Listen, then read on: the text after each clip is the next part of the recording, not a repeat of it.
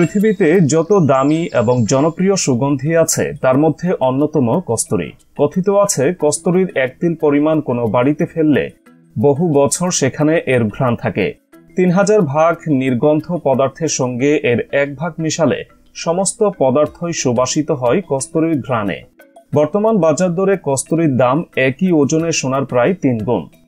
দেখা গেছে 1 কিলোগ্রাম কস্তুরী পাওয়ার জন্য প্রায় 2000 হরিণ শিকার করতে হয়।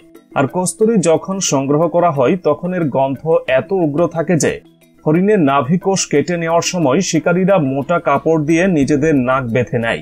অনেক সময় এই গন্ধ সহ্য করা কঠিন হয়ে দাঁড়ায়।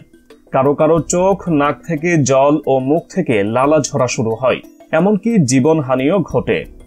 কস্তুরী বা মৃগনাভি ব্যবহার করলে তার গন্ধে নাকি রাজরাজারা অন্দরমহলের খাসমহলের রানীর কাছে বারবার ছুটে আসতেন। মুঘল সম্রাটরা এই মূল্যবান সুগন্ধি ব্যবহার করতেন বলে জানা যায়। কস্তুরী দেহ সৌরভ ছাড়াও ঔষধ তৈরিতে ব্যবহার হয়। এর বাইরেও আছে বহুবিধ ব্যবহার। স্বাস্থ্য, শক্তি, উদ্যম ও যৌন উদ্দীপনায় কস্তুরী অনন্য। তবে দুঃখজনকভাবে হরিণের শরীর থেকে কস্তুরী সংগ্রহের জন্য হরিণটিকে করা হয়। এরপর হরিণের নাভি থেকে একটি ছোট বলের মতো অংশ কেটে বের করা হয়। এর ভেতরেই থাকে মহামূল্যবান সুগন্ধি। অবশ্য সব লাল বর্ণের হরিণের ভেতর কস্তুরী থাকে না, শুধু পুরুষ হরিণ থেকেই এটি পাওয়া যায়। পুরুষ হরিণেরা নারী হরিণীদের আকৃষ্ট করতে নাভি থেকে এই সুগন্ধি তরল বের করে। তাই বলা হয়ে থাকে কস্তুরীর ভেতর বিপরীত লিঙ্গকে আকৃষ্ট করার ক্ষমতা রয়েছে। কস্তুরী সংগ্রহের পর প্রাথমিকভাবে তা তরল অবস্থায় থাকে।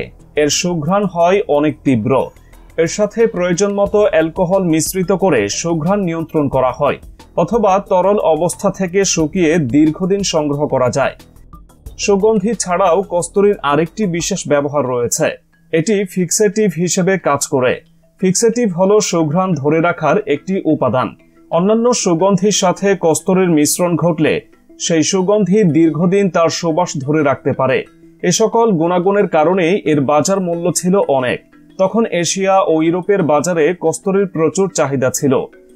এই হরিণগুলো আবার সুন্দরবনের চিত্রল হরিণের মতো না, দেখতে কিছুটা লাল বর্ণের। এদের বসবাস হিমালয় ও সাইবেরিয়ার দুর্গম পাহাড়ি অঞ্চলে। এরা ছাগলের চেয়ে বড় নয়, কিন্তু দেখতে অত্যন্ত সুন্দর। এদের পা অতি সরু, মাথা সুন্দর এবং চোখ চমৎকার উজ্জ্বল। এসব পুরুষ হরিণের নাভি মুখের গ্রন্থিতে এক বিশেষ ধরনের কোষের জন্ম হয়। এই কোষ যখন পূর্ণতা লাভ করে তখন এ থেকেই সুঘ্রাণ বের হতে থাকে। হরিণের 10 বছর বয়সে সুগন্ধি কোষ পূর্ণতা লাভ করে। এ সময় হরিণটিকে হত্যা করে নাভি থেকে তুলে নেওয়া হয় পুরো গ্রন্থিটি, তারপর রোদে শুকানো হয়। এরপর পূর্ণাঙ্গ কস্তুরী গ্রন্থির ওজন প্রায় 60 থেকে 65 গ্রাম। কস্তুরী কোষের বাইরের দিকটায় থাকে এলোমেলো কিছু লোম। সেগুলো ছাড়িয়ে শুকনো কোষটিকে যখন জলেতে ভেজানো হয় তখন পরিষ্কার কস্তুরী বেরিয়ে আসে। কোনো কোনো হরিণের মধ্যে পাওয়া যায় খুব কম পরিমাণে কস্তুরী। অপরদিকে এই প্রজাতির সকল হরিণের নাভিতে একই পরিমাণে কস্তুরী উৎপন্ন হয় না। হরিণের বয়স এবং পরিবেশ ভেদে কস্তুরীর পরিমাণের তারতম্য হয়। হরিণী একমাত্র কস্তুরীর উৎস না। হরিণ ছাড়াও স্পার্ম নামের এক ধরনের তিমি রয়েছে, যার থেকে কস্তুরীর ন্যায় উপাদান পাওয়া যায়। পাশাপাশি আরো কিছু প্রাণীর কথা জানা যায় যাদের হরিণের মতো কস্তুরীর অঙ্গ রয়েছে। তবে দুশ্চিন্তার কোনো কারণ নেই। এখন আর হরিণ হত্যা করে কস্তুরী সংগ্রহ করা হয় না। এখন কৃত্রিম উপায়ে কস্তুরীর ন্যায় সুগন্ধি ব্যবহার করা যায়।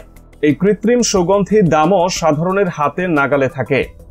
বর্তমানে প্রায় সব দেশেই হরিণসহ সকল প্রকার বন্যপ্রাণী শিকার করা নিষিদ্ধ। তাই বাজারে যে সুগন্ধিগুলো পাওয়া যায় তাতে কস্তুরীর ব্যবহার নেই বললেই চলে।